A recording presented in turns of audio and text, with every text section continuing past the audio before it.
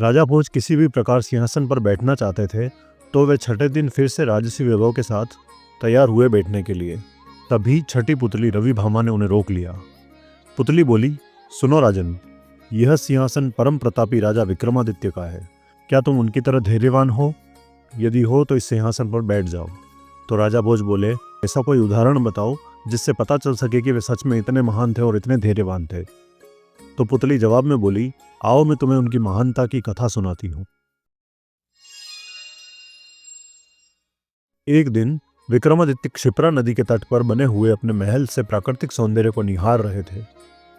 बरसात का महीना था, नदी उफन रही थी और अत्यंत तेजी से बह रही थी।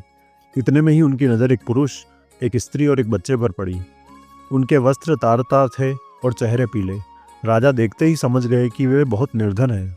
अचानक उन तीनों ने उस नदी में छलांग लगा दी और अगले ही पल प्राणों की रक्षा के लिए चिल्लाने लगे। विक्रम ने बिना एक पल गंवाए नदी में उनकी रक्षा के लिए छलांग लगा दी। अकेले तीनों को बचाना संभव नहीं था, इसलिए उन्होंने दोनों बेतालों का स्मरण किया। दोनों बेतालों ने स्त्री और बच्चे को तथा विक्रम ने उस पुरुष को डूबने से बचा लिया। किनारे पर पहुंचकर उन्होंने जानना चाहा कि वे आत्महत्या क्यों कर रहे थे। तब पुरुष ने बताया कि मैं आपके राज्य का एक अत्यंत निर्धन ब्राह्मण हूँ और अपनी दरिद्रता से तंग आकर जान देना चाहता हूँ।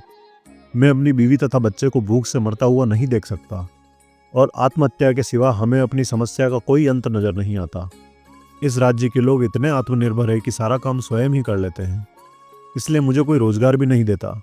राजा विक्रम ने ब्राह्मण से कहा कि तुम मेरी अतिथिशाला में जब तक चाहे अपने परिवार के साथ रह सकते हो, तुम्हारी हर जरूरत पूरी की जाएगी। ब्राह्मण ने कहा कि रहने में तो कोई हर्ज नहीं है, लेकिन मुझे डर है कि कुछ समय बाद आपके आतिथ्य में कमी आ जाएगी और मुझे अपमानित होकर जाना पड़ेगा। राजा विक्रम ने उसे विश्वास दिलाया कि ऐसी कोई बात नहीं होगी और तुम्हें भगवान समझकर तुम्हारे साथ हमेशा अच्छा बर्ताव किया जाएगा। विक्रम के इस तरह विश्वास दिलाने पर ब्राह्मण परिवार अतिथिशाला में आकर रहने लगा। उसकी देखरेख के लिए नौकर चाकर नियुक्त कर दिए गए। वे मौज से रहते, अपनी मर्जी से खाते पीते और आरामदेह पलंग पर सोते। उन्हें किसी चीज़ की कमी नहीं थी, लेकिन वे सफाई पर बिल्कुल ध्यान नहीं देते। जो कपड़े पहनते थे उन्हें कई दिनों तक नहीं बदलते थे। जहाँ सोते वहीं पर थूकते और मलमूत्र का त्याग भी कर देते। चारों तरफ गंदगी ही गंदगी फैल गई। दुर्गंध के मारे उनका स्थान एक पल भी ठहरने लायक नहीं रहा।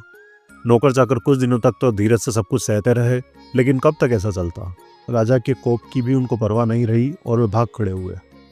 राजा ने कई और अन्य नौकर भेजे पर सबके सब एक ही जैसे निकले। सबके लिए काम असंभव साबित हुआ।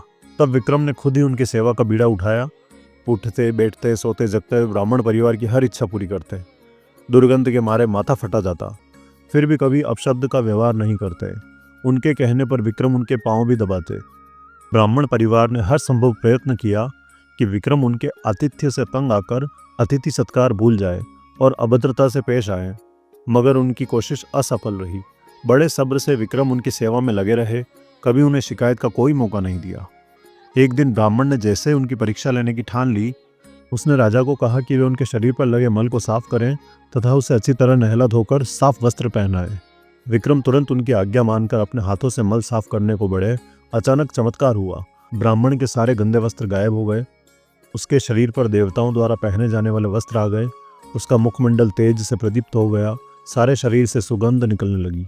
विक्रम आश्चर्यचकित थे। तभी वो ब्राह्मण बोला कि दरअसल ये वरुण देव हैं। वरुण देव ने उनकी परीक्षा लेने के लिए रूप धरा था। विक्रम के अतिथि सत्कार की प्रशंसा सुनकर वे सपरिवार यहाँ आए थे। जैसा उन्होंने सुना था वैसा ही उन्होंने पाया। इसलिए विक्रम को उन्होंने वरदान दिया कि उसके राज्य में कभी भी अनावृष्टि नहीं होगी तथा वहाँ की जमीन से 3-3 फसलें निकलेगी।